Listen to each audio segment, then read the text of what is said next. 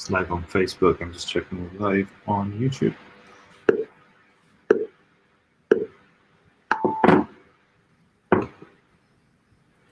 Okay, so I'm here today with Rabbi Doooovid.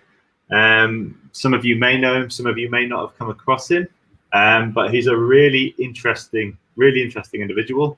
He does something very similar to myself. He goes into the lion's den. He debates regularly with... Wouldn't you agree? Many Jews have more loyalty to Israel, that they do conspire, that they are racist.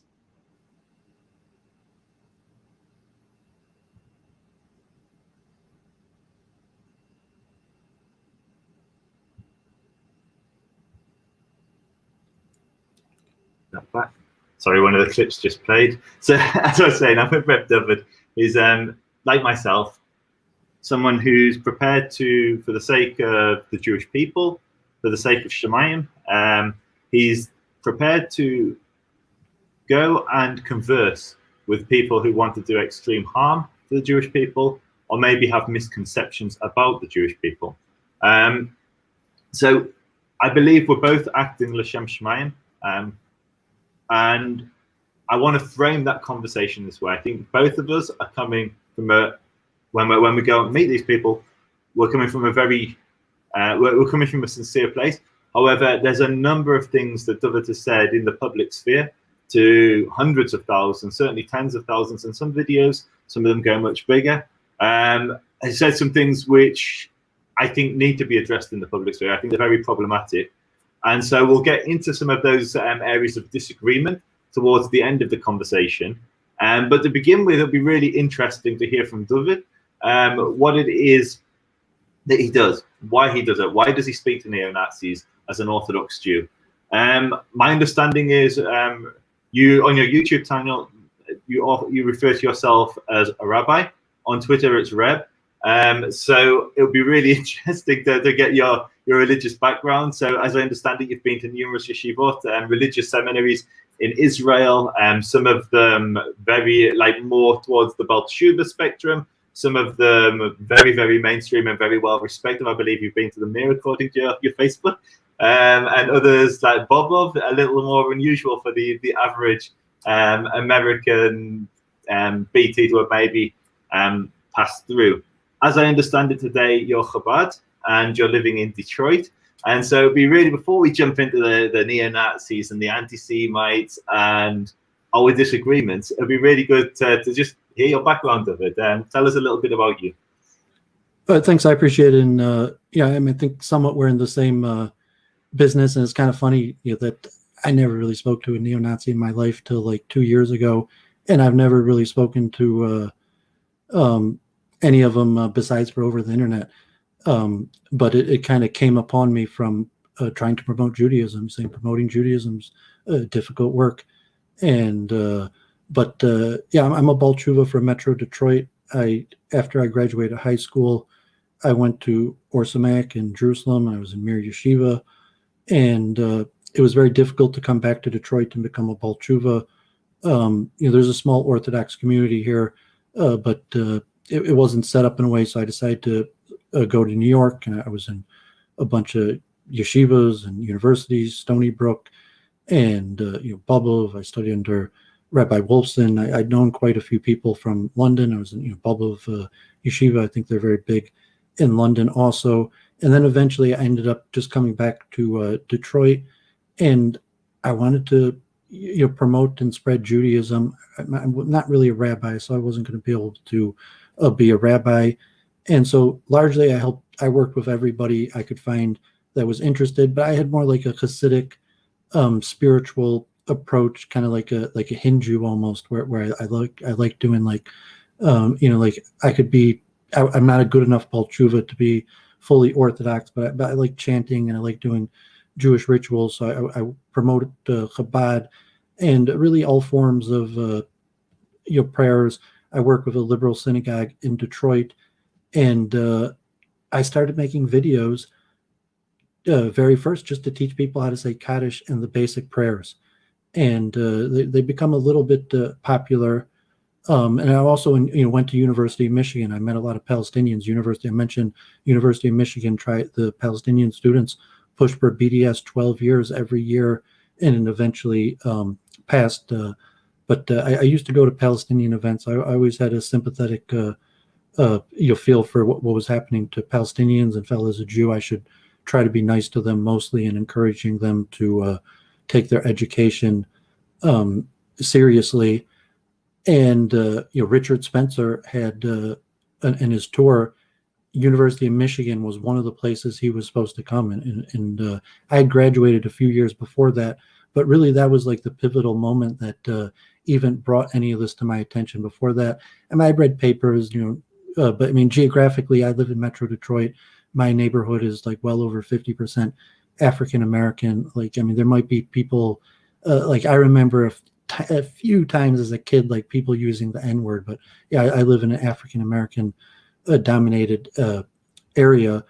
But I came on to Luke Ford, the streamer in Hollywood, convert to Orthodox Judaism. Interesting story, actually a very big streamer.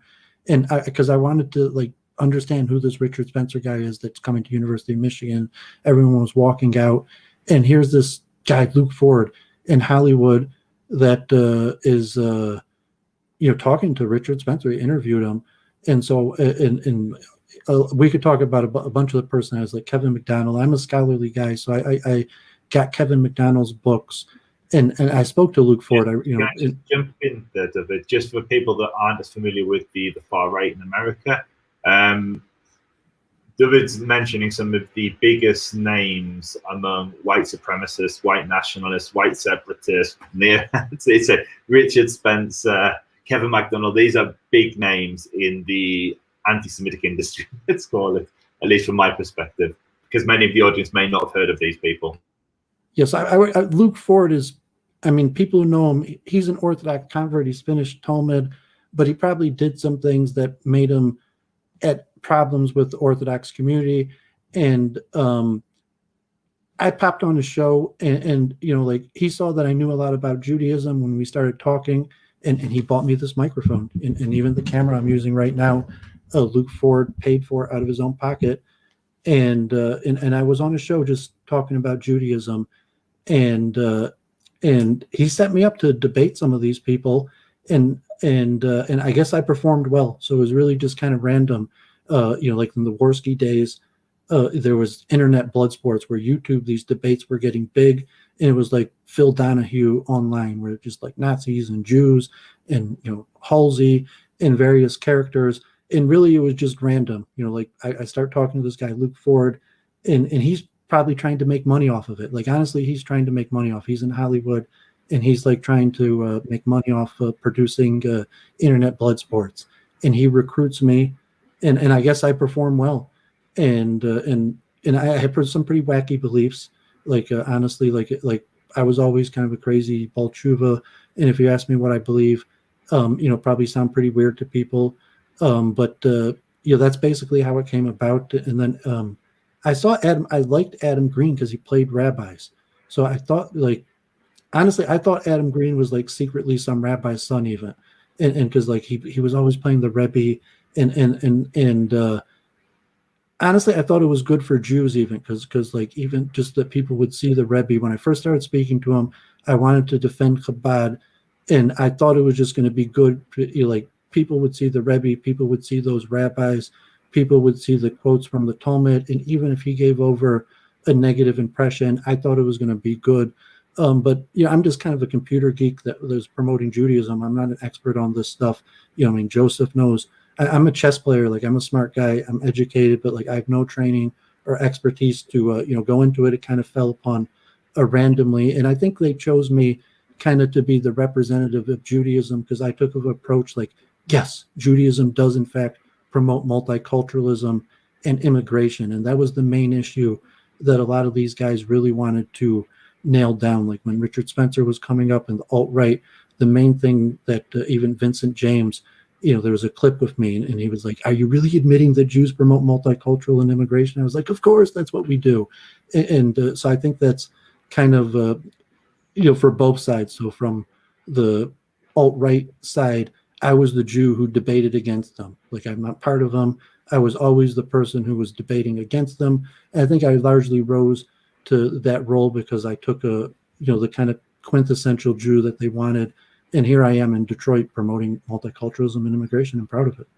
Okay, and I think this is maybe where I take issue to some of the things that you've said, and it kind of ties into that theme. And I think probably for the audience sake, one of the good things to do now is maybe jump into some of those clips I was saying. So I've taken, for the benefit of everyone who's watching, I've taken a number of clips of Doooovid that I object to.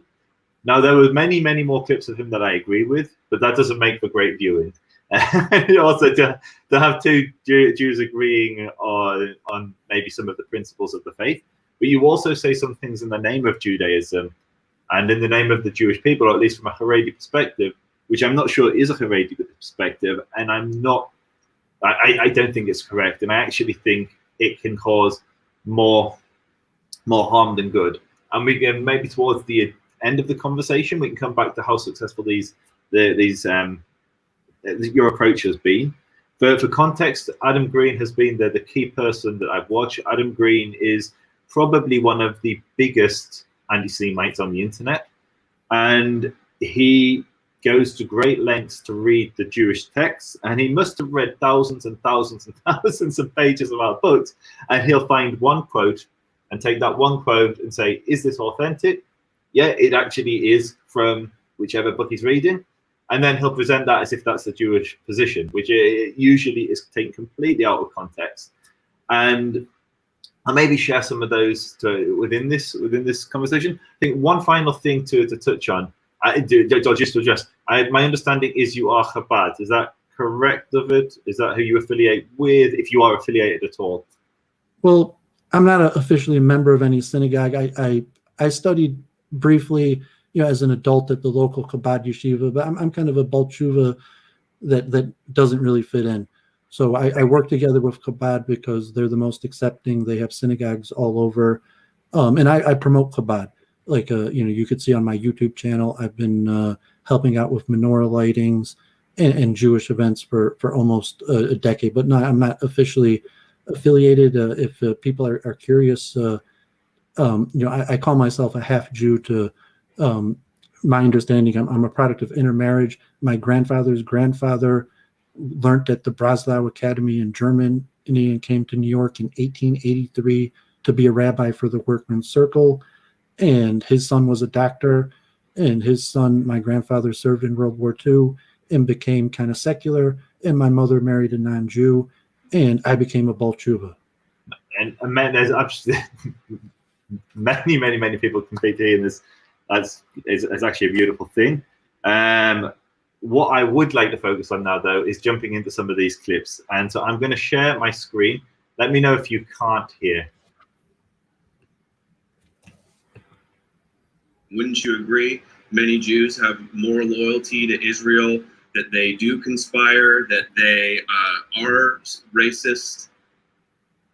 Yeah, I agree with you because God forbid it's some dystopian nightmare where you're damned no matter what you do. Like every decision you make, you're wrong because the rules are self-contradictory.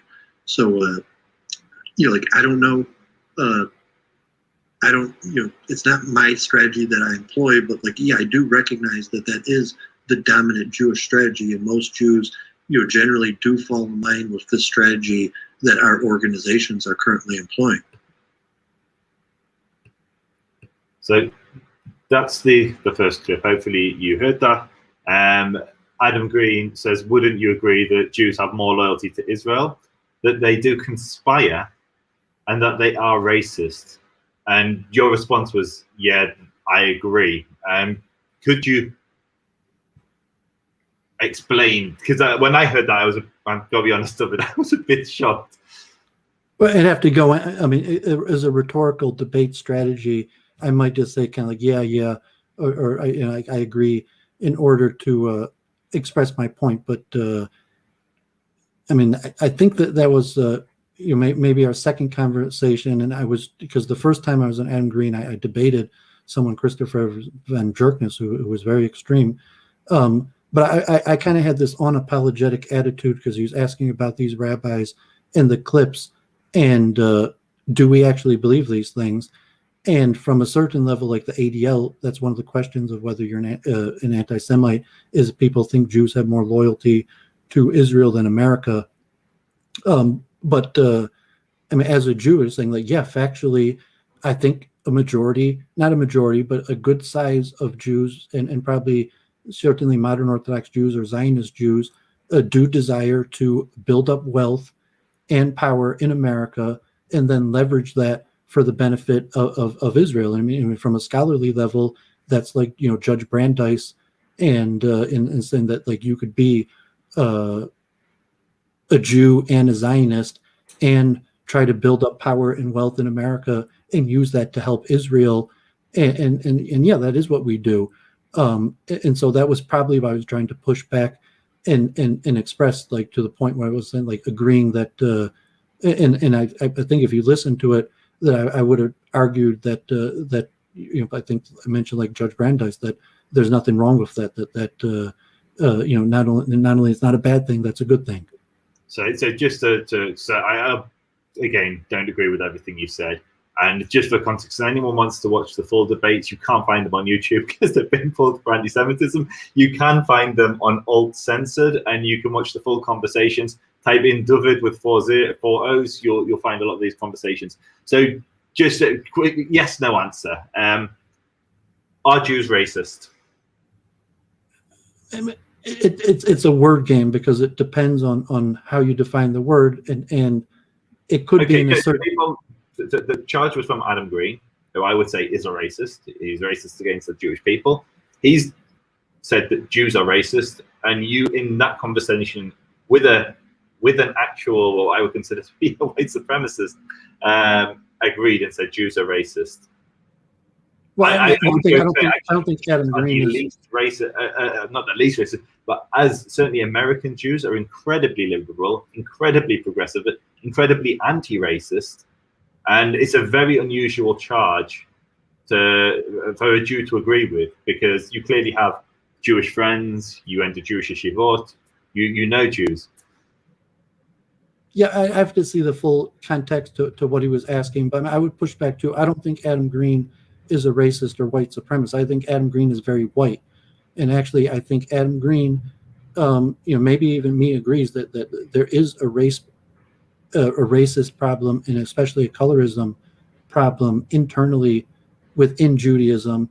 And if you look, like, is Israeli policy racist, depending on how you define it, like, you know, I would probably agree, or even, you know, religiously, if you're asking to the text, but I'm saying that I'm pejoratively ascribing, you know, like in cancel culture today. And these debates are, you know, when this, somewhat before cancel culture, when it wasn't so much like, oh, you said the word. So, you know, saying like in some context that, you know, like maybe we are racist, depends on how you define the word. And that was before the censorship wave, where it's like, okay, you're saying Jews are racist.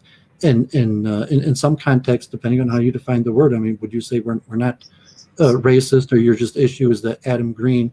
And also to say, is there evidence that Adam Green is a white supremacist? I mean, from my knowledge, that I mean, he has critiques of Judaism, and he might be very white phenotypically or racially, but I don't think there's any evidence at all that he's affiliated with the white supremacy, you know, any more than me. Just he spoke to some of these people on YouTube, and actually, I think it's more the reason I did it, because I think it's the Jewish organizations that turned Adam Green into a more extremist, because that by, you know, putting him on these hit lists of ADL and Canary Mission. I even saw that at University of Michigan, that the year after Canary Mission put all of the people's name the year before who voted for BDS, the next year they did secret ballot and passed it, and almost all of them said it was because of Canary Mission that they passed BDS. So I mean, I think that I mean, I don't know Adam Green. I've never met him in person. I haven't done like, you know, like a investigation into him, but like, I don't believe he's a white supremacist. And I think his questions on Judaism, even what you said, like he played clips of the rabbis and the rabbis. Adam Green is the only person on YouTube of any of the people I argued with that blamed it on the rabbis. So from that perspective, I was like, I'm going to agree with him on that. Like, if it's anybody, it's the rabbis. Okay, so I've got to pull you on a number of things. So I want to get through all the clips. I'll keep it brief, and then we'll move on to the clips. So you said that you believe Jews are racist. You said you looked at Israel and saw Israel as racist. I would just like to point out to all the audience that the overwhelming Israel is a very ethnically diverse nation. When you go there, I am very, very, very pale compared to the majority of people who live in Israel. You have people from Africa, you have people from the Middle East, you have people from Europe, you have people from all over the world in one place. When it comes to different religions that coexist in Israel, you have Arab judges sending Jewish prime ministers and Jewish presidents to jail. You have political representation of minority communities, which you don't see in other Middle Eastern countries. So when you look at Israel and then compare it to Lebanon, Syria, Jordan, Iran, Israel has incredible representation of all. The political office isn't denied to anybody. The vote isn't denied to anybody. Educational services, healthcare, everything is basically equal across the board. And so the charge that Israel is racist, the charge that Jews are racist, I completely disagree with you. I would say we have racist Jews, but every community has racists. Similarly, one of his other charges was conspiring. Jews do not conspire. Jews are like any other people. There isn't a cabal of elites that are pulling the puppet strings of American governments and governments around the world. Jews, like any other people, are in politics. Jews are in business. But we are not conspiring as one homogenous group for some global conspiracy. As for loyalty to Israel, the charge of loyalty, I think, is false. I think Jews are not more loyal to Israel than they are to the nations they live within. I think that's an anti-Semitic trope. No more so than Muslims are not more loyal to Saudi Arabia than they are. Definitely Israel is important to the overwhelming majority of Jews. But we are not more loyal to Israel, otherwise the overwhelming majority of Jews would leave for Israel. Those that maybe it is more important to, they make Aliyah, they move to Israel, they settle in Israel, they live in the land. So I think we have some fundamental differences. As for the charge of Adam Green not being a white supremacist, an anti-Semite, we'll play some more clips, and maybe you'll change your mind, maybe you won't. I don't think you will, because you know him far better than I do. He's your chavruta, so you certainly know the man better than I do. So what I'm going to do, I'm going to now bring in the next clip, and this is managerial class, as you can see. From a more physical terms, I say quite often Jews are generally a managerial class, and obviously. I'm sorry. The majority of the managerial class are not Jews. And your arrogance in feeling that you're superior and therefore you have the right to assume this posture. I did not say that I'm superior. I did not say I think I'm superior. And just because someone's in management does not mean they're superior to the workers. But there's a natural. Ask a worker about that. Yeah. Look at their paychecks and ask the worker. So it's an argument I've heard you use on multiple times with Adam Green, and what you say is that, if I understand, and I may have misunderstood, but my understanding of what you say is that Jews are a managerial class, and the non-Jews therefore would be the working class. So you have the bourgeois Jews and the proletariat masses, non-Jews. That seems like a very dangerous and incorrect thing to tell anti-Semites. So I want to understand what you meant. Because the irony, because I learned that in yeshiva, and saying Christopher Ben Jerkness, I think there's a connection between money and financial jobs and being Jewish, and I think I could, the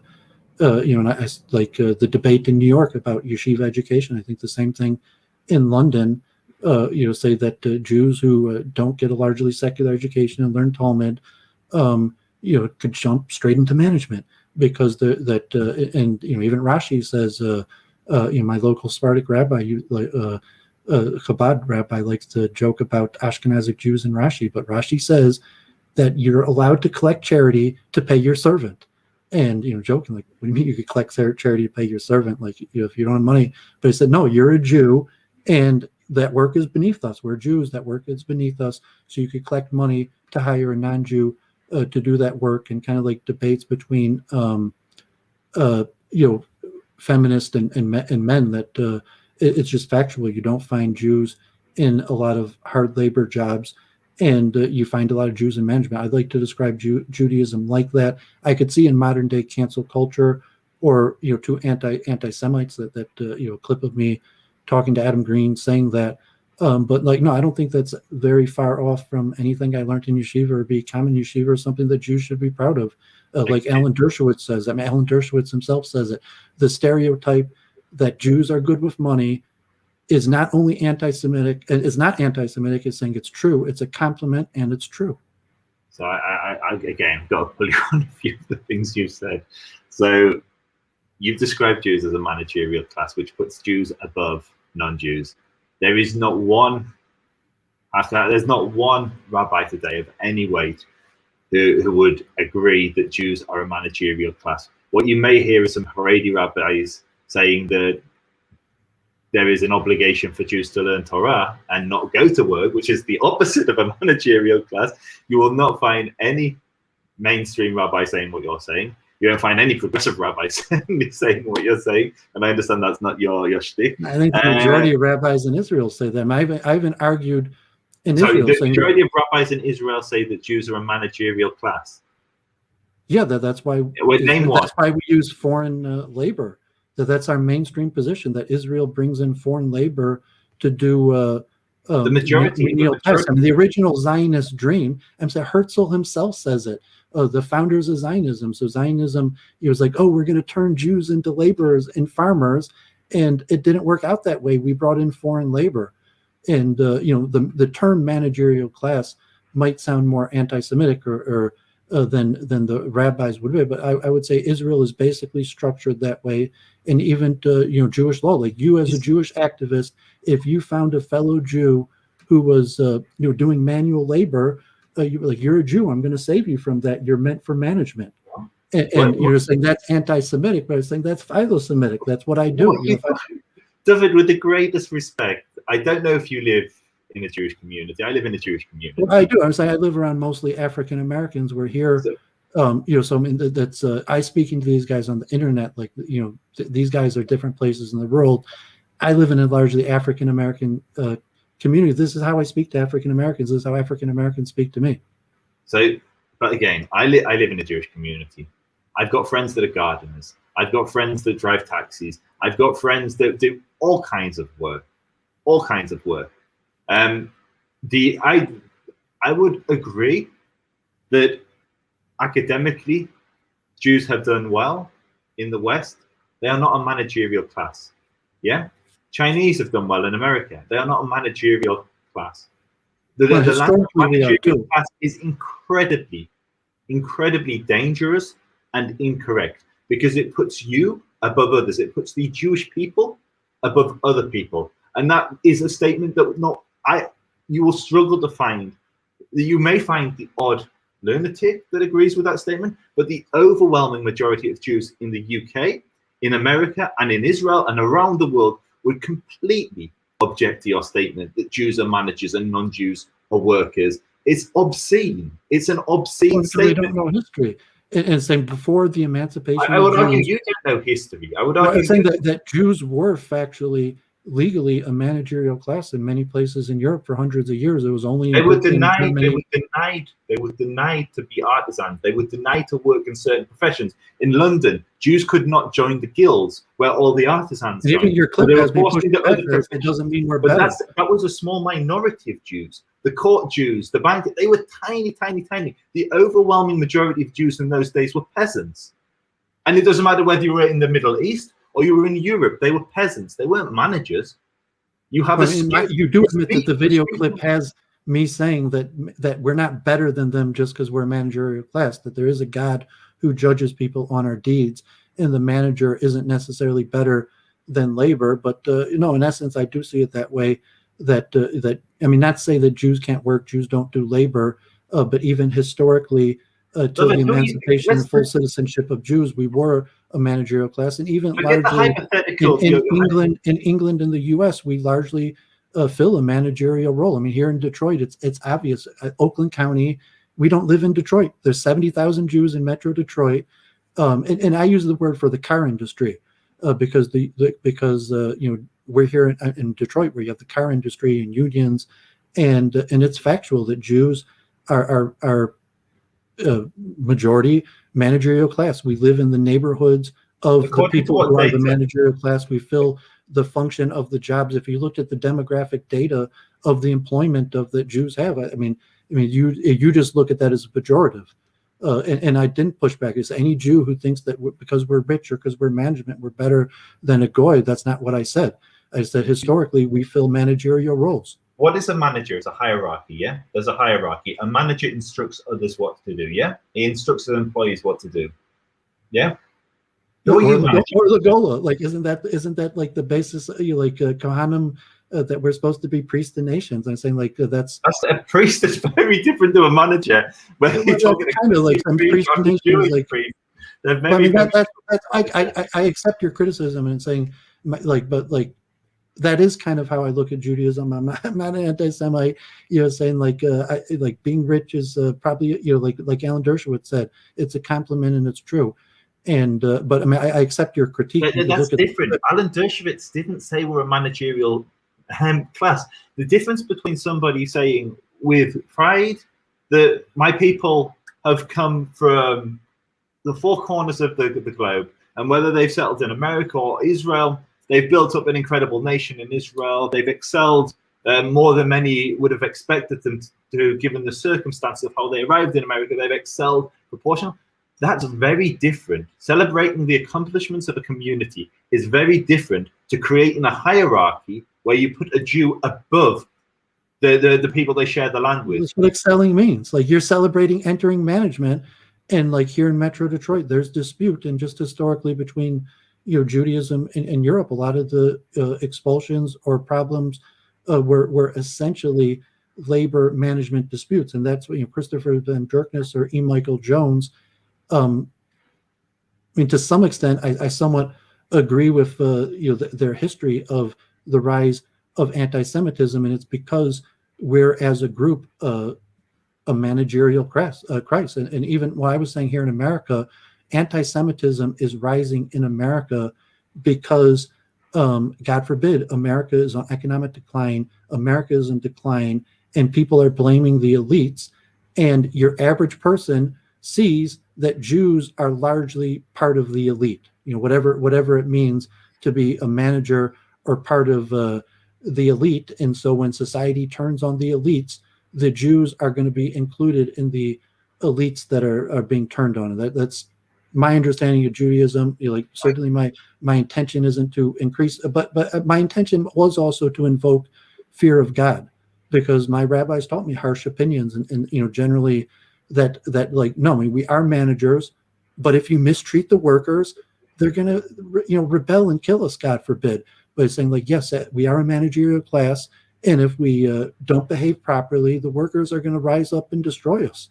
And you could say, I can understand some of that's anti-Semitic approach to Judaism, but it's I'm pretty sure that's what they taught me in yeshiva. Which yeshiva? Well, I was in a bunch of yeshivas, but which yeshiva did they teach you that in? Well, they don't use these terms because I'm translating this stuff into English or my own words. Okay. So I'm from Metro Detroit, and I'm just translating these ideas into my own words. I appreciate what you're saying. I'm not disagreeing that your critiques on. I'm accepting that your critiques may be accurate. I'm just explaining why I explained these things in these terms. But I understand what you're saying. But you said that's what you understood. They taught you at yeshiva. And so I was asking, which yeshiva did they teach you? I was just literally questioning what you said. So they may have taught you in Hebrew. They may have taught you, maybe you were in the Yiddish year. Maybe, you went to Popov, you went to the Mir. I wouldn't be able to sit through the shia. No, I mean, they don't really teach that. We learn text and saying, but I'm saying that's how I understood, being a light on. I mean, obviously, I support Repair the World and helping people out in charity. If I were to ask you, being a priest to nations, I translate as being management. So if he's like, oh, that's anti-Semitic, but like when we said like, oh, we got to be a priest to nations, I just said like, that's just kind of like in my translation, I translate that as management. Okay, so that's a really nice point to pick up, because it's something maybe we can actually explore. In Judaism, what is the function of the priest, and what is the function of the judge? The priest, okay, I might then ask questions. In Judaism, it is the judge or the courts that determine what it is the people do, the laws they follow, how we interpret the text. That is not the function of the priest. The priest is not a manager. The priest is not instructing others what to do. Yeah? When the Torah says that we are a priestly nation, it's saying that we are a nation that does exactly as you did. Just for the viewers, before Doooovid came on, he was saying to Hillel, so as I said, this conversation is L'Shem Shemayim. I believe his intentions are good. And here is somebody who is acting priestly. How are you acting priestly? You weren't telling people what to do. You were reading verses from our scripture. That's acting priestly. You're not above anybody. You're not telling anyone what to do. There's no hierarchy there. You're adjacent to them. You have your purpose, your function, which is to live according to the Torah. It is not to live above others. You are not a manager. I mean, a simple question. How many people do you personally manage? I don't manage anyone. How many people do you manage? Well, I mean, I said these jokes for years, and I could see that they're anti-Semitic. Like I said, I went to a special school that trains people how to become a landlord. It's called yeshiva. But like, is it better to be, as a Jew, is it better to be a landlord or a tenant? And Doooovid is here to tell you, you're a better Jew if you're a landlord than a tenant. And it doesn't mean that you're a bad person if you're a tenant, or that the landlord is above you because they're the landlord and you're the tenant.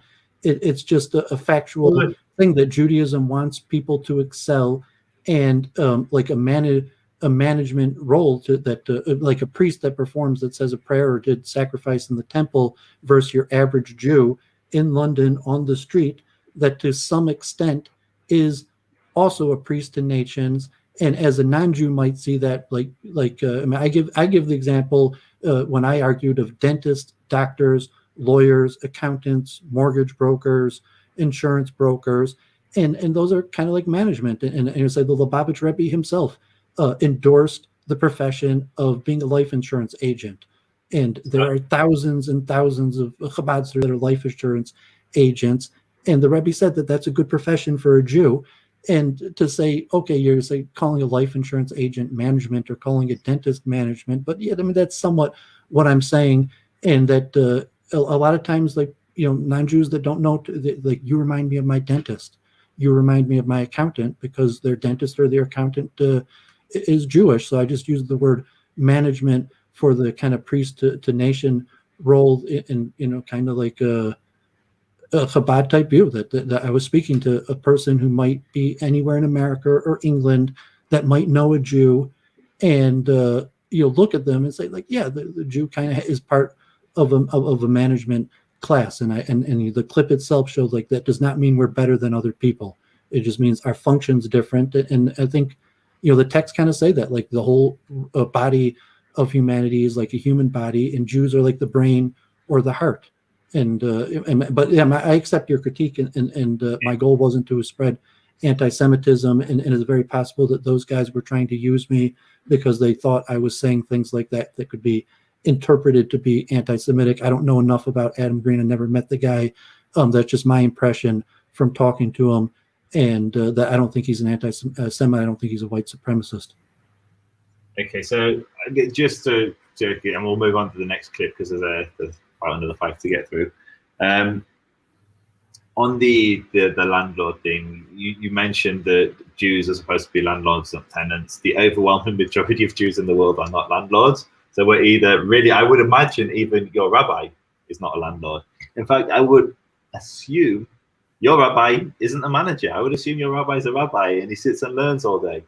I would follow Maimonides that says you can't make money off of teaching Torah, so there are landlords. In fact, my rabbi is a landlord, and he funds his own synagogue because he's a landlord, and that's how he funds his own synagogue. And I didn't mean that, but I mean theoretically to say you went to your rabbi would agree. And I say this here in Detroit because I openly tell people buy property. And it was said and I'll use expressions that I could be conveyed, embrace your inner Jew, buy, become a landlord. And I could see that could be construed, but I think your average rabbi or Jew would say no, I mean we do hold it's good to own property. And if you're not currently a landlord, it doesn't mean you're a bad person. But if you asked your rabbi and you had the money, should you buy property and rent it out, that your rabbi would probably, yeah, good idea.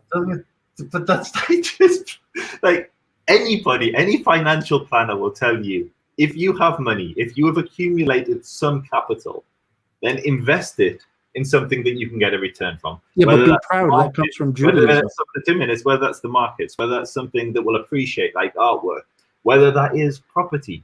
That was my point. Be proud. Doooovid, please let me finish. That any financial planner will tell you that it's sensible to invest your money, your capital, into something you can get a return from. That's not a Jewish idea. That's a capitalist idea. If you actually look at the history of Jews, the overwhelming majority of us lived in poverty. Yeah, we weren't allowed to purchase property. Yeah, so the idea that it's a Jewish principle that you should be a landlord isn't rooted in any text. I agree with you. Rambam does precisely say that if you're a rabbi, you should have a profession, but that's so you can't be corrupted by others. It's got nothing to do with you being superior. It's to do with you won't be corrupted. Somebody cannot come to you and corrupt. And the second dimension to it is that you are doing Torah for the sake of Torah. You're learning for the sake of heaven, for the sake of the heavens. It's nothing to do with what you're saying about elevating Jews financially above non-Jews. That is just an anti-Semitic position to take. And it's not one that marries up to the majority of Jews are not landlords. You may think they are, but they're not. It's simply not grounded in and if it is, where's the data? Show me which pupil, where are you getting the state that the majority of Jews are landlords? No, that's not what I said. That I mean, definitely the majority of Jews are not landlords. There's a lot of poor Jews. Yeah.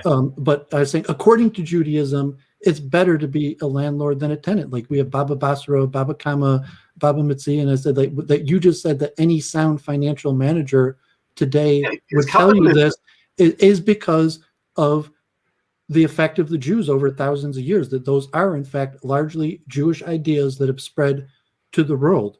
And saying it's not an anti-Semitic trope, it's a philo-Semitic trope.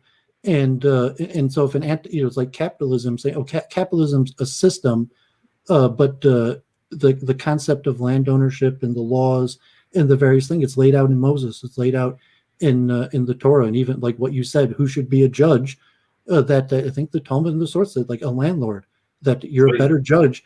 And I think, historically, landlord is the most respected of Jewish professions. And like, so when it comes to before the Jews landed in the United Kingdom, and people were renting land or property, you're discounting that and saying actually landlords anywhere in the world where land has been rented, hired, you're saying that that's a Mosaic contribution. You're saying the rental of property is a Mosaic contribution to the world, a Judaic contribution. It's a very unusual position to take. Well, I'm not saying that the Torah and Moses, the only people that figured out you could have a property and rent it out to somebody. I didn't do a thorough investigation, but I've done streams on my own channel that generally the philosophy, the financial system of the West is based on Judaism. It's based on the Arizal's Kabbalah, even directly, like the Dutch East India Company, the first insurance markets in London, were actually students of the Arizal, and the whole concept of credit is basically the financial idea of Kabbalah, that you do good and there's a storehouse, and do bad and there's a storehouse and punishment. That the Kabbalistic Judeo concept of how reward and punishment works is the theoretical framework that actually created the markets across Europe. And not only that, is you could demonstrate names and places. You could give the names. I've been to Amsterdam, and you could see the people who founded the Dutch East India Company, and you could see that they studied the Arizal, and that they had been Orthodox Jews, and probably just like, have you ever learned Baba Basra? 2,000 years ago, we were talking about like, what do you do when your landlord can't pay rent? And other societies, any society where you had to live in property and there were owners of property, and this is a you're denying that there's some Judeo connection between Talmud and our history and being a landlord, and I'm anti-Semitic. So I was purposely pushing back. I went to to Bubba and saying like, no, we train, like they're proud of it. We like, and I could give names, like in London there are some Bubbavers that own a boatload of property, and I'm sure they're proud of it. And I'm sure there's thousands and thousands of Jewish landlords that studied in Talmud, they learned Baba Basra, and they bought a property and now they're renting it out. The overwhelming majority of Baba Hasidim are not super wealthy landlords. There are definitely super wealthy landlords. There are definitely super wealthy businessmen within the Jewish community, and they often support many, many, many families. It's a beautiful thing. But to suggest that they credit their success as a landlord to a yeshiva education, to suggest that they credit their success as a landlord to a yeshiva education, that's a fact, and that's what I'm pushing.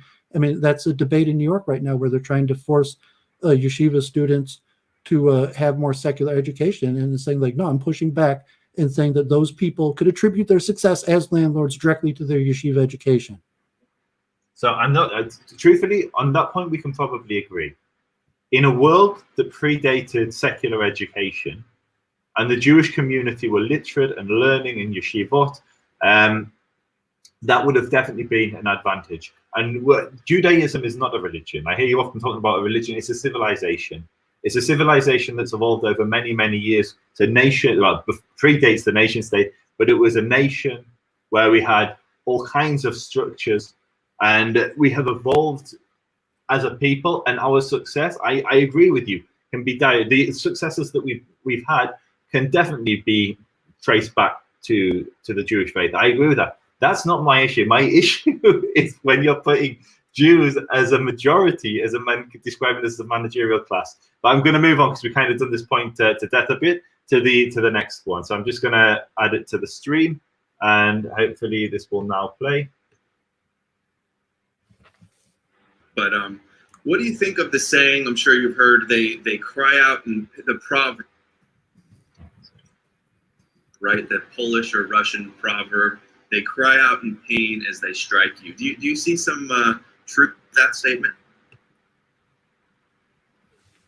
Yeah, I mean, like, I buy the general culture of critique argument and saying, like, yes, we do have a culture of critique, and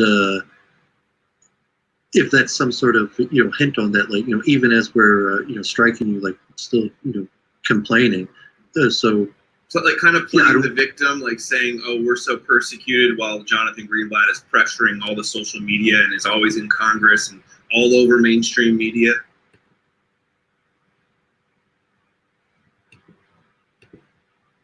Okay, so that was the next. So if you read my comments on any of my videos on YouTube, YouTube is swamped with neo-Nazis, and they all the Nazis paste the same comment. The Jew cries out in pain as he strikes you. It's a trope which is used time and time again in YouTube comments. It's their go-to meme. And here you have one of the internet's leading anti-Semites asking you about that trope, and you're basically saying, yeah, 100%, of course, that's what we do. And yeah, I mean, that is what I said, because and when I interview people on my channel, I say, and in the spirit of Judaism, I am going to disagree with you on every single point. And to some extent, that is the spirit. That's like yeshiva. That's not what he said. That's a good. But I'm saying that's what you're. That's not what he meant, maybe, because he's got his own. He's an anti-Semite of it. That's not what he meant. Well, I'm not. He's saying that the Jew attacks the non-Jew, and as he's attacking the non-Jew, he cries out in pain, saying, "I am the victim." Yeah. That's what he was saying, and you said, yes, that's true. That's what we do. Well, I said we have a culture of critique that we're never happy. We're always giving kind of criticism, and even so, I'm kind of, you know, in terms of my rhetoric strategy of what I was trying to do, I was trying to, you know, basically own the trope and saying like, yeah, it is true. So what? It's a good thing. Like, we are a culture of critique. We do criticize everything. That's part of what makes us who we are. And that's not what he said. Well, that was, I'm just saying that was my strategy. Yeah, I have no idea. If an anti-Semite asks you a question, you I don't think he was an reply anti-Semite. to My goal to a different question. Well, I mean, certainly at that point when I talked to him, he was much less radicalized. And I'm not here. I don't know Adam Green well enough, but I'm saying that was almost 2 years ago. Okay. And at that point, he was certainly much less anti-Semitic than today, now that he's been kicked off YouTube. And I'm just defending what I was trying to do, my strategy, that, you know, it's like if someone called you the N-word, and be like, yeah, I'm an N-word, you know, so that was kind of like, like they cry out as they strike you. It's like, yeah, we do criticize everything. So what? It's a good thing. So I mean, that, like, whether you want to read into what he was saying and what he meant, you may be right. But that was my strategy. That so was I take that. It's very, I get into many conversations, and sometimes someone will say something at you and you don't fully understand either the context of what that statement means, where it's come from. But I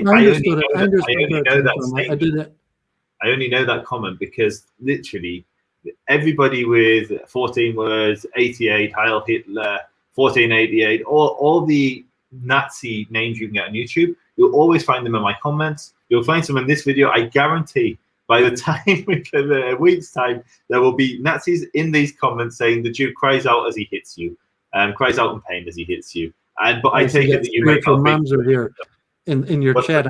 I'm reading your chat on YouTube. Spiritual mamzer from Amsterdam, who interesting character. But you know, my expression, I say Jews are going to Jew. I've actually got that quote. So Doooovid, I'll interrupt you there. That's one of the ones I got. Let's get to that in a minute. We'll play the clip. So we'll play the next one, because then we can agree to that maybe you didn't know the context of that, and I'm fine with that. That's a satisfactory answer for me. So I'm gonna play the next one. Hopefully it's just like here. If you were not Jewish and you lived in America, would you be disturbed by the overrepresentation and the disproportionate power that groups like ZOA, APEC, ADL have in their power over government and finance? Would you be? Are you concerned for non-Jews for that?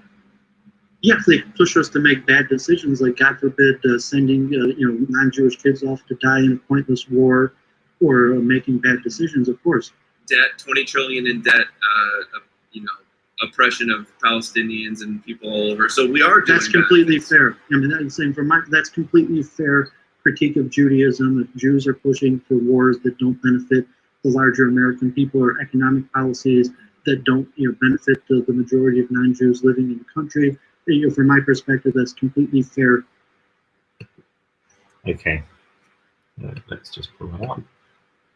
Okay, so for context, in case anyone missed it, Adam Green effectively said that Jews have disproportionate power. Jewish groups like the ADL, APAC, and the ZOA have disproportionate power over the government and over finance. And he asked, are you, Doooovid, concerned for non-Jews? And your response was yes, if they push us to make bad decisions, like God forbid sending, non-Jewish kids off to die in pointless wars, etc., etc. And for me, again, like the ZOA, which wars are the ADL or the ZOA or APAC?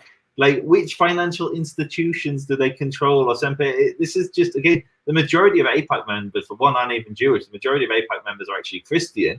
Card-holding APAC members are Christian. It's a Christian organization more than it's a Jewish organization. But that aside, this is just like straight up anti-Semitism. And instead of challenging him, just before we jump into that, Doooovid, I'd say you're very good at challenging him when he says something incorrect, like textually. So if he, for instance, says something out of context and you know the context, you'll pull him on that one. It's religious. But when he makes these sweeping political anti-Semitic, anti-Semitic statements, which are far more dangerous, like the ZOA controls the government and finance, that's absolutely bonkers. That's like insane anti-Semitism. And instead of pulling him on that, you agree with him.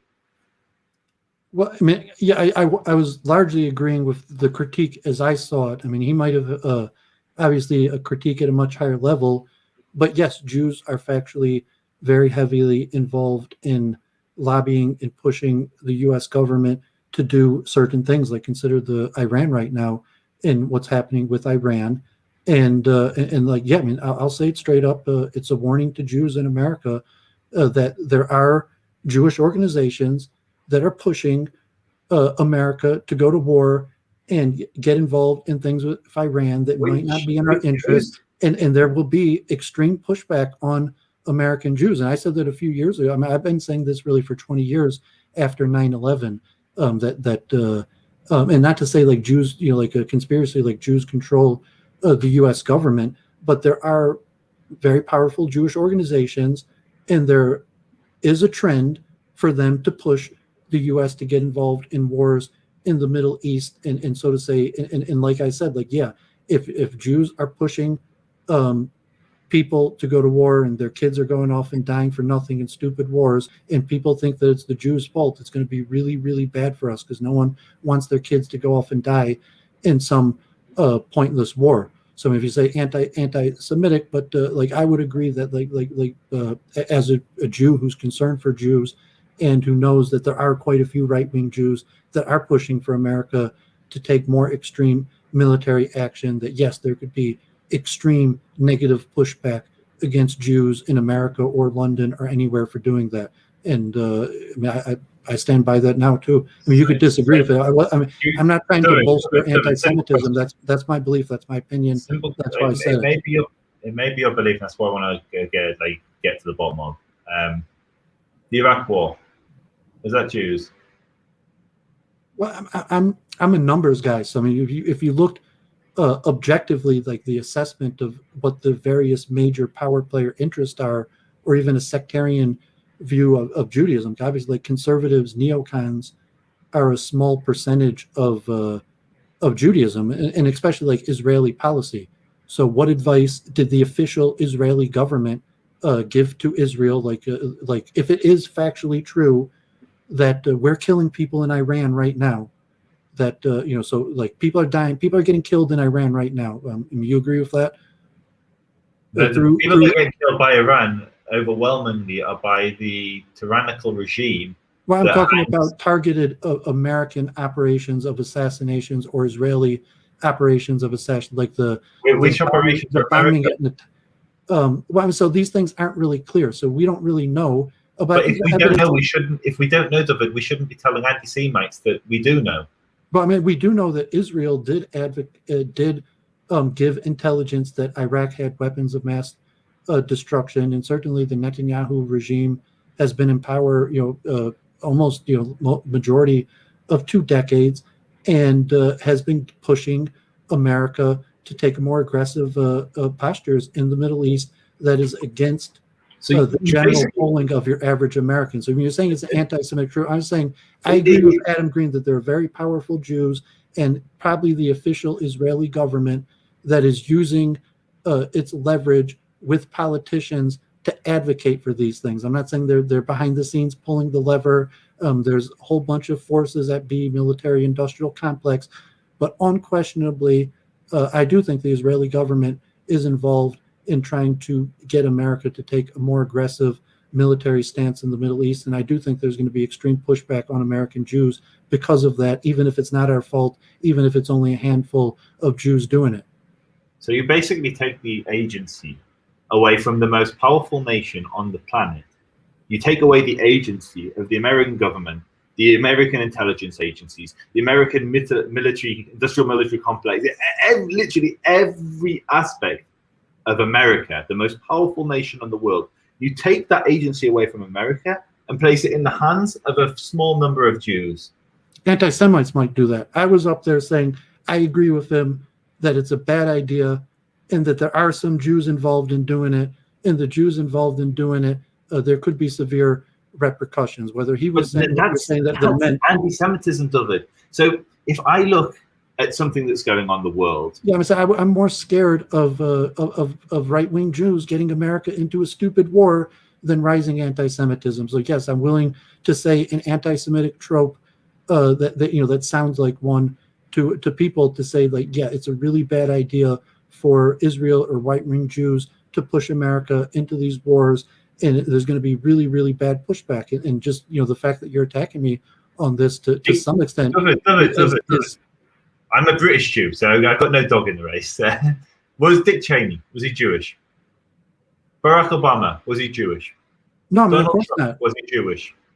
Condoleezza Rice, was she Jewish? It could be 90-95% of I don't know the exact numbers, but I'm saying the majority of it was not Jewish. But however, there was a significant pressure. Anybody in America knows that the Israeli lobby, Jews in general, have been pushing for harsher actions in the Middle East for years. Like Iran right now, and saying it's not an anti-Semitic trope. You just pick up any Jewish paper right now, and there's a whole bunch of articles about why Biden needs to take a more strong stance against the Iranian nuclear deal. So if Biden says that, who's driving that charge? Who's driving the no to the Iran deal charge? Who's driving it? Jewish organizations. It's Jewish organizations who put in place. Who is the advisors? It's people like Ben Rhodes. It's actually Jews advising for the Iran deal. Yeah. Yeah, I agree with that. I'm not saying, but Jews on both sides of the divide. So you disagree that there's a sizable Jewish influence in America or British policies to take a more hard line with Iran, and if Biden Biden not re-entering the nuclear deal would likely be one of the major reasons, because pressure from Israel not to re-enter it. I'd say if Biden enters the nuclear deal, re-signs up to it, that will undoubtedly have had Jews influencing that decision. Undoubtedly. And I'm saying if it goes the other way, there will definitely be Jews involved in that as well. There are Jews on both sides of the divide, just like there are non-Jews on both sides of the divide. It's when you attribute something you see as negative in the world, which clearly has a number of players involved in it, and you attribute that negativity to one people, the Jewish people, that's when it spills into a dangerous, particularly to have this conversation with actual anti-Semites is just mind-blowing. Is that for me, it is beyond the pale. It's safer than war. It's just like pornography. People, it's like, I don't know anything about pornography. And Luke Ford is an expert in that in San Bernardino Valley. But if you said that there's a bunch of Jews involved in pornography, and saying like, yeah, if that's true, it's going to be bad, and there's going to be pushback against the Jewish community for that. So when you talk about Jews should be seen but not heard. No, that's not what I said. To live in America. That's what you're telling me. Contribute to the fabric of American society. That's what I'm just stood up and said. Yes, I agree. If Jews are pushing for war in the Middle East, and that there's going to be really bad pushback against us in America, and I stand by that. And so Jews can. So basically, you're saying Jews can push for the things that you think are good for America, yeah. But if they push for things you think that are bad for America, I'm a free speech advocate. I just said what I think. I wasn't. I'm not. I just, that was my opinion. I said it, and I mean, you're portraying Adam Green as, I guess, more extreme, and I think why was he taking off YouTube? If I prove my point to your audience that those conversations a few years ago, what made him extreme was being attacked by Jewish organizations. Adam Green, he was a basketball player that probably a good portion of his friends are African American, and had some questions on Judaism, largely negative, and whatever he did, the opening it up, but the Jewish organizations attacked him for being an anti-Semite and Nazi. So now he started talking to those people, and now he's offline. And instead of talking to people like me, he's talking to real Nazis. And that Adam Green talking to me was because he wanted a Jewish opinion, and I guess they wanted to talk to me because this is what I think. They wanted a Jew who was honestly going to tell them this is what I think. So we'll get to that because I think that's how I'd like to conclude the conversation. I think it's a really interesting area. I'll play a couple of clips back to back and we can quickly discuss them. Yeah, so saying that Chabad has a different group strategy than like the ADL and Reform Jews and German Jews and institutional Jews, but the greater strategy of the Jews, so to say, we're all in on. So even though you might appear to see Jewish organizations that are taking opposite strategies, we're still part of the greater Jewish strategy. Actually, I will just actually jump in on that. So the greater Jewish strategy, whether it's progressive Jews, whether it's Chabad, whether it's Bobov, whether it's Litvaks, whether it's Temanim, whether it doesn't matter who. There's an anti-Semite that doesn't even know they're really Jewish. Yeah, so what is this greater Jewish strategy? Why don't I know about it? I have a relatively large social media platform. Why has no one told me about the Jewish strategy? Because you're not Hasidic. I say, like, even the Baal Shem Tov. But you said, no, it's not what you said. You said, like, progressive Jews. You said, like, all Jews. Yeah, I'm saying all Jews, I mean, because I believe in Torah and saying that there is a special spirit to all Jews. And in essence, all Jews, whether we disagree, are in on the same thing. And to my understanding of Hasidus is there's something in the soul that we can't see that drives something. So if there's, like a Jew who secretly doesn't know they're Jewish and acting like an anti-Semite, or it's Chabad or Repair the World, the immigration activists, that the essential drive in all of us that causes us to do what we do is our Judaism. And E. Michael Jones says that in a pejorative way. Like most of the things that you've criticized me on, and I could accept them. You're the expert on this. I'm just like a computer geek that is talking to these guys and sharing what I think. But I'm trying to self-own these things to say, like, yeah, I mean, there's a little truth in almost all of these anti-Semitic tropes, and you could interpret it in a pejorative way, or you could interpret it in a positive way. So, I mean, this person reached out on Twitter, is like, you're a bad Jew, you lost the debate. But I mean, that was I was trying to do. That was my strategy, was basically to own all these tropes and be like, yeah, there's some truth in it, but it's basically a good thing, not a bad thing. So I think that, and we'll definitely come back to that. I think is how successful it has or hasn't been. And on the Jewish strategy, now I understood where you're coming from. It doesn't sound as malicious, and I think that's the risk with a lot of these conversations, is you can have the intention of one thing and it can be taken another way. There is no joined up strategy between the ADL Reform and Chabad. There's like no conspiracy, at least. And if there is, I'm not being privileged to it, and I feel really left out because I try really hard to devote a lot of time to strengthening the Jewish people. But you do say the prayers in the plural. I'm saying, like, we're both going to daven tonight, and we're both going to say the prayers in the plural, not the singular. Yeah. And so it's nice to actually find something that I do, because there's a lot I disagree. And I'll say this again, you're taking a lot of heat in the comments. It's very easy to criticize Doooovid, because I pulled out what I consider to be the worst of his clips rather than the best of his clips, because that's what I wanted the conversation to revolve around. But he's actually putting himself in harm's way to challenge Nazis. And we'll come to how successful that's been at the end of the conversation. So I'll just route for a few. But the one thing I would say is I don't think you're coming from a malicious place. I think you're coming from a place which takes courage and putting yourself out there and actually confronting some of the worst of society when other people aren't stepping up. And if people aren't happy with how you're handling yourself on these live streams, then they shouldn't sit in their armchair criticizing. They should sign into these live streams, and they should debate the Nazis. They should debate the anti-Semites. And if they don't have the skills to do that, they should pick up a book. They should read until they can do that, because it's very, very easy for me to sit here and criticize, because I do fundamentally disagree with a lot of what I've shared, but at least you're trying. And so for that, kol hakavod. I didn't really self-promote myself for doing this and saying, relatively, the reason you see me is because I was one of the few people willing to do it. And, I mean, I'm the one, Mordecai set him up to go on Adam Green. Yeah. So I'm sure he would have you on his show too. I'm not, whether you think it's good or a bad idea. I mean, I saw you debate Mark Collett, and they did the same thing to you, probably. Like, they took what you said, and that's why I thought these strategies are important, because, like, we're going to turn to enemies now where, like, me and you have to be enemies. and I don't think that's the case. And even I say, like, I think Adam Green could be won over to the Jews, so to say. I think that relatively Adam Green is somewhat a defender of the Jews to more radical forces, in my opinion, from speaking to him. He could be tricking me. I don't know him. I'm not like Mossad or I never served in the army or intelligence agency, but I think Adam Green is actually the type guy who defends Jews against Nazis in more extreme forces, but he's the kind of guy that just has a loud mouth and has these opinions and likes to say them, and that's kind of like I am. So no Jewish organization would ever put me in front of a microphone. So it's just kind of the karma that it worked out, that here I am, the only one stepping forward, and I'm constantly telling, like, that's what we should be doing as Jews.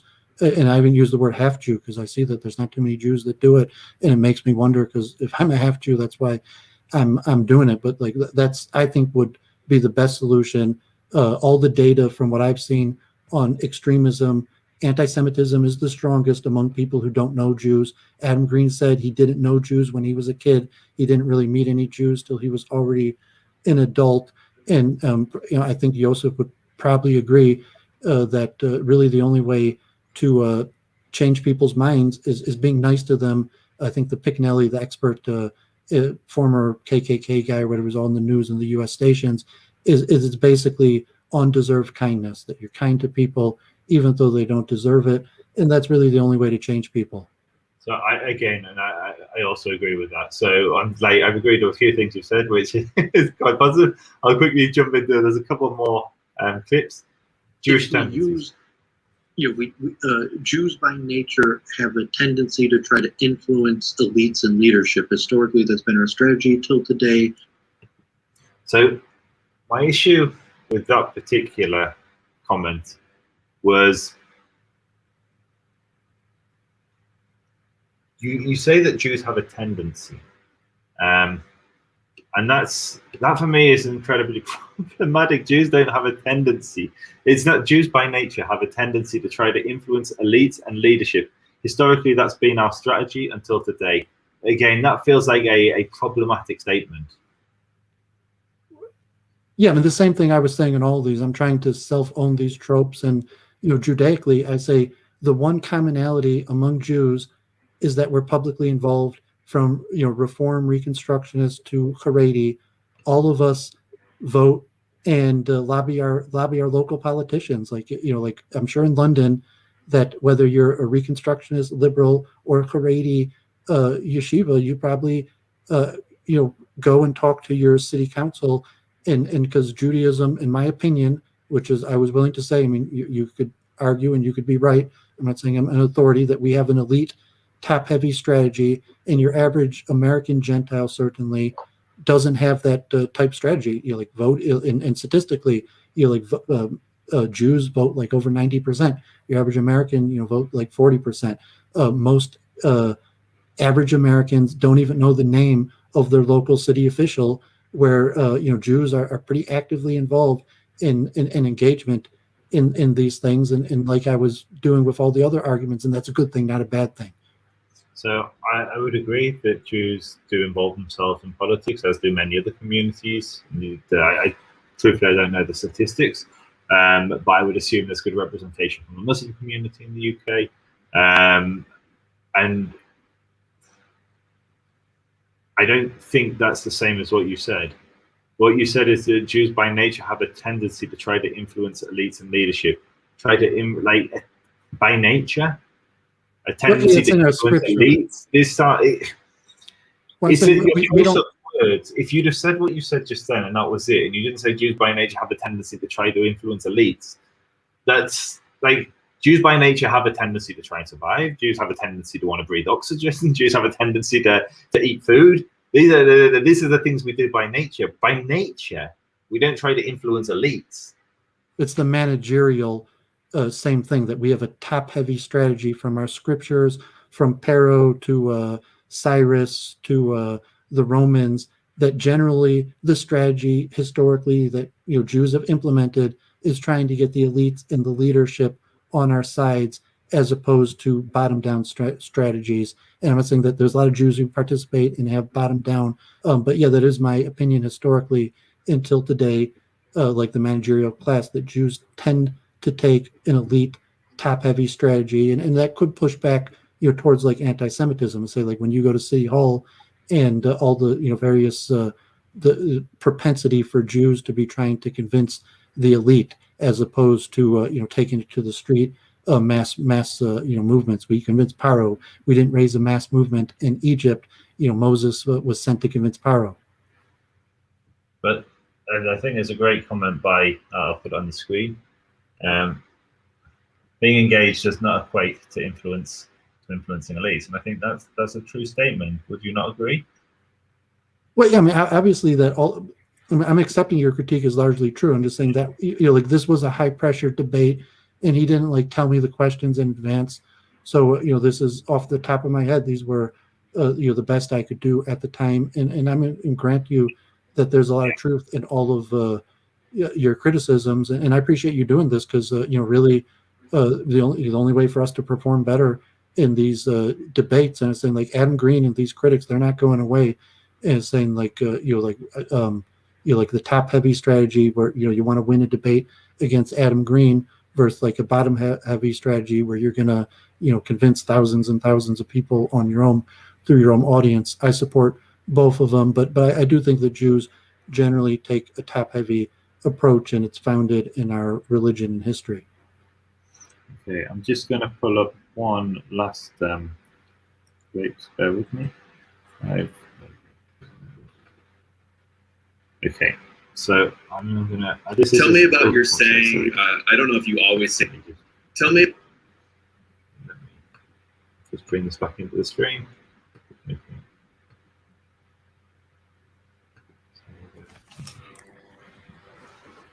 Tell me about your saying, I don't know if you always say this, but you've said it to me before, and I don't even like repeating it because I'll get censored for saying it, but Jews are gonna Jew. Can you explain to me that a saying that you have?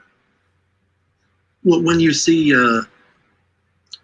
Jews in media or involved in maybe promoting our strategy, so to say, if it's political multiculturalism or someone in greater society that society might not know publicly to be a Jew, but that like really they're a Jew, and then they will use that to advance greater Judaism, and if it's to promote Israel or immigration or multiculturalism or one of the general causes, they say like, well, of course Jews are going to Jew. It's a natural character inclination. You could have a Jew that goes against, so to say, our inclination and acts in a different way due to training and self-control. But so like, of course, like that's our inclination. Of course, we're acting like that. Well, I'm glad that you say that. But if anybody else says it, they say that it's a myth or it's an anti-Semitic trope or a stereotype, right?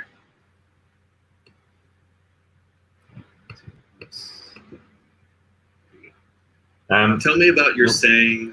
I don't know if you always say this, but you say it again.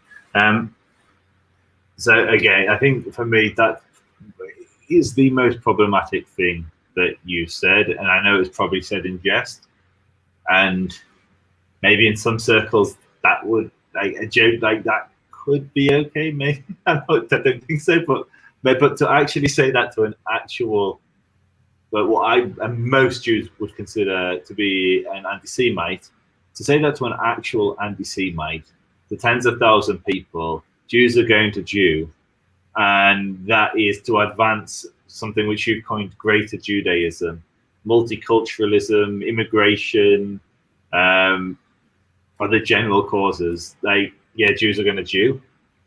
Like, even Adam Green says, whoa, dude, if I said that, I'd be called an anti-Semite. Like, even Adam Green recognized that statement as being anti-Semitic. Well, he said that it sounds that way, but I mean, I largely was recruited to go on to defend Chabad. That was my purpose when I spoke to him. I mean, I was actually on John Freitas Garepi debating multiculturalism, and I didn't debate it from a Jewish perspective. I just debated the merits of multiculturalism that I could see from an objective level. And Adam Green reached out to me to come on his show, and I would defend Chabad. And I thought, like, yeah, that is what we believe. And you put it in a term, like, I guess that was my strategy to, like, no, I'm not scared This is what we're doing. Even to, saying like, no, I'm not scared of death. I'm not scared of anti-Semitism. And this is what our religion teaches, that there is something fundamentally different on a spiritual level, not necessarily physically. You look at all different types of Jews that look differently, but we have a soul that is different and causes us to act in a different way. So, if Adam Green's saying, like, why are we pushing immigration or multiculturalism in the way E. Michael Jones might say it as like anti-Semitic? It's like, no, I do think Jews are going to Jew, and the unique element of the Jewish soul that is essentially positive is what causes us to do that. And I thought it was important to say that, even to an audience that anti-Semitic, one, to show like we're not scared. One, I'm not going to back down, that this is what we actually believe. And that's what he hit me, like, straight up, Joseph, do Jews have a different soul than non-Jews? He's okay, that's my personal belief, but like, yes, I do believe that Jews have a different added element of the soul that is different from non-Jews, and it causes us to act in a different way. That's the whole basis of the Chabad Shliach mission. And so I maybe just trying to be crafty or clever, put it in a term that like Jews are going to Jew, that maybe could be interpreted to be anti-Semitic, but it's the basic thing that put it do you believe that we have a soul that even a Jew in the middle of nowhere that doesn't have any connection to Judaism has that part of their soul, and that causes them to act in a different way that might be seen in a way like promoting multiculturalism and immigration to a non-Jew? Okay, so I accept your answer. I see where you're coming from now. I don't, on a hashkafically, I disagree with the sentiment. I don't follow the Tanya. I'm not that much into the Kabbalah. Just slightly too young to study, just slightly. And for me, I don't think there's a distinction between a Jewish and a non-Jewish soul, but that's fine. We can have another live stream another day for that. It's not the purpose. Understanding what you meant, I hear that. I think your conclusions are wrong. I think that multiculturalism, immigration, that's not part of Judaism. It's nowhere in the Torah. It's not in the Bavli, the Babylonian Talmud. These are ideas that you like and appeal to you, and you're saying that is Judaism. So good, the phrase you coined before, greater Judaism, maybe. But I could put it in the positive. I'm saying because like Talmud says, you could tell a Jew by our mercy, compassion, and humbleness, I think, or even says if a person doesn't exhibit those traits, and say that, and theoretically, if there is something unique about the Jew and it's positive, it's that we're more compassionate and more merciful, and that would be seen in larger society, that we're nice to the people that no one else is nice to, and that could be gays, that could be African Americans, it could be immigrants. But the tendency is, yes, that who is being nice to these people that no one else is being nice to, and it's like yeah, Jews disproportionately. And so if you're against people being nice to those people, like stop being nice to those immigrants, stop being nice to those black people, and it said like, no, I think he's being nice to those immigrants or those black people because he's a Jew. So I would say I would agree, but not for the reasons you're saying. It's a biological, spiritual reason. I'm saying if you turn around 180 degrees, you've got a bookshelf full of books. Many of them, I'm sure, are Jewish books. And every Jewish household, religious Jewish household that you go into, will have shelves filled with books. And all of those books are dedicated to how to be a decent person, basically. If you are a practicing Jew and you study our texts, you're basically refining your character. You're learning how to be compassionate. You're discovering centuries and centuries and centuries of handed down wisdom on how to basically leave the world in a better place than you left than when you arrived in it.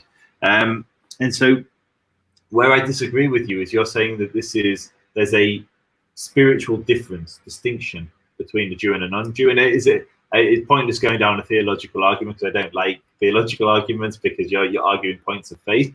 But I would. That's not what I said. That's what Tanya says. I mean, you agree that? Yeah. I don't follow the Tanya though. I'm not Chabad, so and I don't follow the Aries. That was what I was trying to do. I was there to defend. I mean, if Mordecai was there and he was defending greater Judaism, I was defending specifically Chabad. Yeah. And so, but what I would say is that I think it's very good to have these conversations, because what you've explained to me is what your intention was, and your intention wasn't to say that Jews are responsible for multiculturalism and that's just Jews Jewing. What you were trying to say is that there will be Jews, or at least this is how I'm interpreting what you're saying, there will be Jews involved in causes like the rights of asylum seekers, because we are, as a people, we're a compassionate people. Now, you may attribute that to spiritual differences, distinctions between Jews and non-Jews. I don't. I put it down to the collective wisdom of the sages that's been handed through the generations. But that's, I don't necessarily disagree. It's just, I think the language, although jokey, when I heard you say Jews are going to Jew, and Jews are responsible, and then equating that with multiculturalism and immigration to what I would consider to be a white supremacist, my little antenna went off, and it was like a bit of an alert. I think what I'd like to end with, because we've been talking for a while, is your strategy, as I understand it, and correct me if I'm wrong, your strategy is to unapologetically own things that an anti-Semite may see as negative if you see it as a positive, and put a positive spin, just put a positive view, a positive lens on the thing which he believes to be negative. So if he's saying that Jews are responsible for multiculturalism, you will own it, proudly own it. Whether it's true or not true, we can argue about another day. Taking that unapologetic stand where you basically own all these anti-Semitic tropes, have you seen any successes from the white supremacists, the Nazis, the anti-Semites that you're engaging? Has anyone actually done a 180 and said, actually, Doooovid, I was wrong, mate. I like the Jews now. I used to think the Jews were this like evil force in the world, and now I see them as a force of positivity. Have you had any successes? I guess is what I'm asking. Yeah, I think I make quite a few Bali Chuba, actually. I mean, just see my channel. I got 1,800 subs. I got thousands of views. A lot of the attention, because I was trying to promote Judaism in Detroit, and I had a handful of African Americans that were interested. I taught a little Hebrew, how to say the prayers. Some Jews that. But then by arguing with anti-Semites, I found a lot of people sympathetic. A lot of people reaching out and saying, those, you were right. And then, yes, a lot of people, I think probably half of my audience are probably people that you heard me in a debate and took my side. And like I said, Adam Green told me he never really met any Jews. His parents were average Christians who he never heard it say anything negative about Judaism. And then at some point he started investigating this stuff and got down the rabbit hole to where he is today. And maybe that's been accelerated by pushback. I mean, my experience is pushback from Jewish organizations. Like, you call Adam Green an anti-Semite, he's going to become an anti-Semite. If you call him a person who's struggling to understand certain concepts and speak to him, maybe he'll turn out positive. But I don't know if I have people that were name forward. But even in London, like Claire Caw, like a video, I think she used to go to David Irving lectures. And now, there's pictures of her with guns and Nazi signal, even though she's Chinese. But now she's a big defender of Jews. Like, I see her on the web. Even Ronika Kuzniar, who I don't really know who she is. I mean, but I've seen people that I think that have changed their mind, and they told me because I was honest. And so you push back and be like, okay, you might have changed a few minds by my rhetorical strategy. And maybe you're here to tell me, like, no, David, I'm sorry. The fact is you caused more anti-Semitism than you helped. I mean, God will judge me. That was my goal. And I also wanted to make the point that I think, attacking these guys pushes them further than changing them. And I mean, do you think that, I guess I don't have too many names of people that are going to come up and say that they were a former Jew hater. But look at my YouTube channel. I have thousands of videos, videos just teaching people how to say the Friday night prayers in Kaddish. And those have thousands of views. And so certainly people came to my channel and seen some of those things, and I see the statistics. A lot of those people are from all over the world. I get people from like South America that thank me for my video teaching them how to say Kaddish. So I put my cards on the table. I think your YouTube channel, teaching people about Judaism in non-controversial subjects, I think is actually a positive force in the world. And I think we need more content creators getting out there and showing the positive, what Judaism actually is, not what they think it is, but what is it that the Jew actually does. Our life is dictated by rituals. We're an ancient tribal people. We have all these customs that seem like so dated, yet here we are in the modern world thriving. And it's beautiful to share that with people. I think that's a really noble cause. I think I look at Adam Green. I look at his content in the early days. I look at his content today. He still hates Jews. He sees Judaism as a supremacist religion. He sees us as controlling the world. He sees us as controlling him. Like, to make it personal, he made a video about me, which was really beautiful. Thank you, Adam. Got me a few thousand views. Maybe he made some money off you. Thanks, mate. And his video about me was, I made a video about the IRA definition. My position on IRA is, if social media is going to police speech, which I don't necessarily, I suffer massively from that censorship. Zionist content, the algorithm hates Zionist content. I'm constantly getting strikes because I'm pro-Israel. So I'm not for censorship. But if censorship is going to exist on the internet, then it should also apply to anti-Semites. They shouldn't get a free pass. And so I made a video on the IRA saying that Facebook should adopt IRA. The next day, Facebook announced that they were going to change their Holocaust denial policy. Adam Green made a video saying, look at the power that I have. I literally changed Facebook's policy. And as flattering as that was, it's just not grounded in reality. So I look at Adam Green. He's a person who's obsessed. He sees the hand of the Jew everywhere. If his toilet doesn't flush, it's because of the Jews. And he had that view before he met you, and he has that view after he met you. And so I'm pushing back and saying, like, no, I mean, he was a guy who had some negative opinions of Jews, and then but he's got a big mouth. He's a basketball player, he's a tall guy, and he was just saying that. And then he started getting pushback from Jewish organizations for saying that, and that made him more radical. And that, when he was on YouTube, he was talking to guys like me and Shlomo, and he talked to that guy who did Israeli street interviews, and almost half of his audience were Jews. And now that he's been kicked off of YouTube and put on Canary Mission and ADL, now he's hardly talking to any Jews, and he's talking to some of the most extreme Jew haters in the world.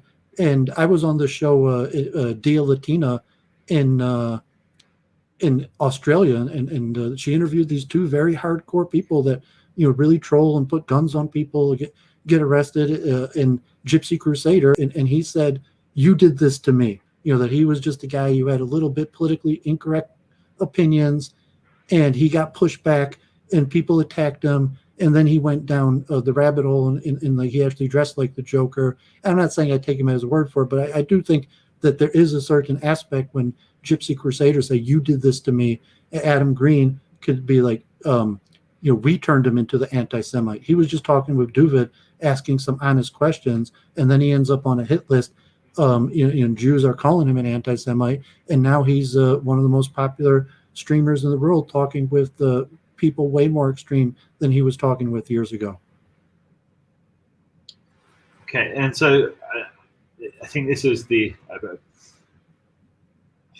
You completely disagree with that is like Mark Collett was maybe always a Nazi. Adam Green was not always a Nazi. He played basketball with mostly African Americans.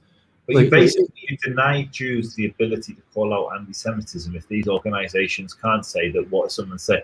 Adam Green wasn't targeted by Canary Mission, or I don't know which list he's appeared on, but he said Canary Mission, maybe he said the ADL. He wouldn't have been thrown off YouTube if there weren't problematic statements that he's made. Yeah. Well, I'm saying it made it worse. That he is way more. Yeah, I was saying that the pushback that Jews gave them, and I'm not saying we didn't have a right to do it, but just saying the pushback that Jews gave him sped up or partially caused him coming more extreme. That's my personal opinion. That's what he told me. And a lot of these people, that other people, Angelo Gage and other people that might be more extreme, in their own head, they're paranoid. They think that Jews are trying to do them in, and the constant attack from censors feeds their paranoia. I'm not defending them in that sense. I'm just saying that's why I took my strategy, because my honest opinion was the strategy that, and I mentioned like being at University of Michigan when Richard Spencer was going to come there, and my opinion was that the strategy that I saw Jewish organizations using was going to fail and backfire, and it was going to make these people way more extreme. And that's why I did what I did, and I stand by that. And I think that's really maybe the closing points for us. So I take something like Angelo John Gage. He's someone you name dropped. He was, in his youth, he ran a white nationalist organization. In later life, he's constantly making comments that are negative to Jews. Most recently, he put on his Twitter that he was 3P, which stands for third position, which is neo-fascism. He's a fascist, an anti-Semitic fascist. Now, he can say, look, it's the Jews that made me do this, but he has a history from his youth of saying anti-Semitic statements, and not just saying them, being a leader amongst the white supremacist movement. And if you are to say that Jews are not allowed to defend ourselves, and I know you're not saying that, but if someone were to say organizations like Canary Mission can't name, and everyone, go follow Canary Mission, they do a great service to the Jewish people. You can follow them on Twitter, Facebook, they're all over socials. But if organizations like Canary Mission can't shine the spotlight on these people that are very dangerous to us, it leaves us even more vulnerable. And I think that brings it nicely back to my real criticism of your approach with some of these people, is that I think there's a time to make peace. And in my experience, I found those anti-Semites within the more extreme Muslim communities are actually much easier to reason with than the far right, because they're coming from a place of, in most instances, they will go out of their way to explain why they're pro-Jewish, but they are just anti-Zionist. And so you've got something to work with. They'll give you quotes from history of Muhammad's relationships with Jews. My experience of the neo-Nazis, the far right and the white supremacists, is very different. Very different. They have no positive view of Jews. And I think one of the things you're trying to do, which is very noble, is give them a positive view of Jews. But I also think we have to, when we're engaging with these people, we have to be so mindful of the language we use, because without context, just like they'll take a quote from the Talmud, they'll take a quote from the Zohar, they'll take a quote from anywhere, they'll take it out of context. They'll try to understand something that most Jews wouldn't learn until they're 40 years old, married, etc. They try, with no knowledge of the religion, try to understand the context. They misunderstand it. They draw wrong conclusions. They draw incorrect conclusions. And that's why I think we have to be so vigilant when engaging with these people. So I do applaud you for putting your own security, your own safety, your own neck on the line and engaging with these people. And I do think it's L'Shem Shemayim. I do think it's for the good of the Jewish people. And I think that should be applauded. I know there's been some comments that have been quite hard towards you, and I think that's unfair because most of those people aren't doing what you're doing. And so for that, you have my respect. But I do think you need to be, you don't have to take my advice. I'm like you, I'm just a random guy started speaking to our enemies. I do think you should be more mindful of some of the language you use when you're engaging with these people, because instead of changing their positions, you just reinforce the tropes, the things that they already believe. So they say, do you agree that Jews are racist and control the world? And you say, yes, but here's the good reasons why we do. And like, Jews don't. They're not racist and they don't control the world. And that really should be the message that we're giving them. We should be helping to educate them rather than reinforce the prejudices. At least that's my opinion. Yeah, I agree. And in fact, like I don't really engage. I probably did 25 shows total and I haven't. I don't think. I mean, I haven't been on Adam Green for close to a year. Jean-Fraise Carepi. I haven't really engaged any of those people for over a year, and I got a lot of pushback. Let's say I didn't win. I didn't get too much applaud in the Jewish community for doing it, and I largely stopped doing it. And I didn't really try to engage them. I think they tried to engage me. And in my opinion, there's probably not too many Jews that want to speak to these guys, and obviously that makes sense. That I couldn't imagine your average Jew lining up to speak to these guys, but it's important. And I stood up to do it out of duty, and it was kind of easy. I'm just sitting here on my computer talking to people, and I accept your critique, and you see a year later that I haven't been doing it. I think it's gotten worse. I think that the fact that people like me aren't talking to these guys as much, they're talking to each other, and they're becoming more extreme. And then, so like Andrew Gage is probably sleeping on his gun, and God forbid he's sleeping on his gun because he's paranoid about Jews. And that's bad for Jews. You don't want guys like Andrew Gage sleeping on a gun, thinking of Jews. And then Adam Green, like you're saying, a few years ago he was talking to me. Now he's talking to Angelo Gage. And you're saying that the video you're playing was a few years ago, and it's saying like maybe we lost those debates. Maybe you're right. Maybe I wasn't the greatest defender of the Jews, and that's our bad karma that it was me. That they called someone to stand up and defend us, and I was the best one that stepped up. If someone else could do it, please do. But preparing for war, we really got to talk to these guys, and I think that's why we're talking to each other, because we agree on that. Yeah, and again, I think some of the comments were actually very positive about you. And what I would say is some of the names I recognize as Nazis and Islamists who really, really hate me, they're actually speaking very positively of you. So there is room for multiple approaches. I've made numerous mistakes debating those that want to harm our people. And I think it takes real courage to actually put yourself out there. And so I think it's very easy for people to be critical. As I said, I picked the clips I disagreed with of yours rather than the ones I agreed with. There's a lot I agreed with. I think you deserve respect for putting yourself there. I think you have a lot of Jewish knowledge, which is beneficial to not just Jews, but the wider world.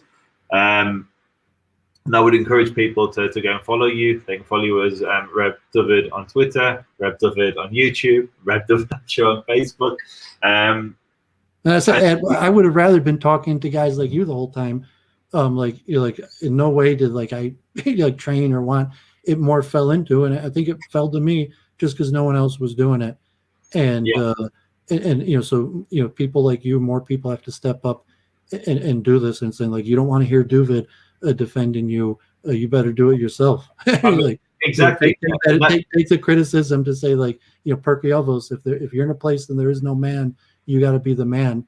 And that's probably me and your story, where just we saw people attacking Jews, and we did our best to defend it. And then you could have more serious Jews come in and be like, that's a joke, you seriously think that you're helping the Jews, you're hurting the Jews. But that's kind of my Jews are gonna Jew. Of course that's the way it works. Yeah, and I can only reinforce that Kol HaKavod for actually doing it. We all try, and we all struggle, and we all fail, and we'll make as many failures as we make successes. And I think it's very easy for people in the chat to criticize. I think it's much harder for the people in the chat to actually do what you've done and hopefully continue to do. And we should all be more vigilant, particularly when speaking to these people, because it's so easy for our words to be misconstrued, our sentiment to be misrepresented or misunderstood. And so, Kol HaKavod, thank you for coming on the channel. Sorry if there was a little bit of a grilling, but I did feel, because these comments were made in the public space and have been watched tens of thousands of times, and some of them hundreds of thousands of times, that some of these questions did need to be discussed in a less hostile environment. And there were some of your positions you stood by, and others I'd misunderstood, or it wasn't as clear, and others you retracted. So I think it's been for me, it's been a really productive conversation. I've been it's been a pleasure to get to know you. Hopefully we'll have more conversations in the future. Yeah, really appreciate you coming on the channel. If you'd like to help us make more videos like this, you can support us on Patreon. You can purchase the merch. It will be in the links below. But yeah, Doooovid, thank you so much for coming on the channel. Thank you. My pleasure. I really appreciate it. I like grillings like this. And in reality, I almost never publicly spoke in my life. A few times, a few presentations. I'm kind of a computer geek, so it's just kind of funny. You tell me like hundreds of thousands of people watch these videos, because I've like never spoken in front of a crowd ever. Yeah, so they were pulled off YouTube. They had huge views on YouTube. Even on like BitChute, which has like 5 users, the videos have like 10,000 views, 25,000 views. So lots of people are watching these, which is why we needed to have this conversation to really get to the bottom of what you were trying to say. So yeah, thank you for coming on the channel. Is there any closing lines you'd like to say? Any closing remarks? I asked you a whole bunch of times because I saw your logo was the I am, and I have a big affinity to Hinduism on my channel. I like chanting bhajans, and I like kind of like a Hindu approach. If people are seeing that might kind of be the style, and I kept on saying I am, and like I know like 100 people who went through like I am courses. I don't know if you're a Hindu or it's just irony that Israel advocacy movement is I am. It's just irony, but we have a good following of Indians, particularly Hindus that follow our channel. So maybe that's why they follow. They mistakenly think that I'm the ginger guru, but I'm not. I know very little about Hinduism, and it is just completely by ironic chance that I am has other meanings. It was literally I am is Israel advocacy movement. It's nothing more, nothing deeper. Oh, yeah, awesome, and much success in your streaming and in your movement, and hopefully there's a venue to move forward peacefully, and neither one of us are having these conversations. Like in a perfect world, we'd be getting along, but that's not the case. So hopefully we'll see some positive things. COVID-19 right here in Metro Detroit is the worst it's ever been, and God forbid a year later. So stay safe, stay healthy, and appreciate you reaching out to me, and nice conversation. I actually appreciate the grilling, and I have a weekly show with a woman, Church of Entropy. She calls herself, and we do like debate coaching and training, and for just debate in general. But really, that's what we should be doing, and I think we should be doing it publicly. So feel free to reach out again, and hopefully we could grow these networks. And it doesn't have to be like Donahue, but even if it's like Donahue or Jerry Springer, also like that, that might be good too. Definitely. Thank you so much for coming on the channel, Doooovid. Thanks to all the people who've watched. Don't forget to like and subscribe if you're on Facebook or YouTube. Make sure you follow us on Instagram. We need more followers.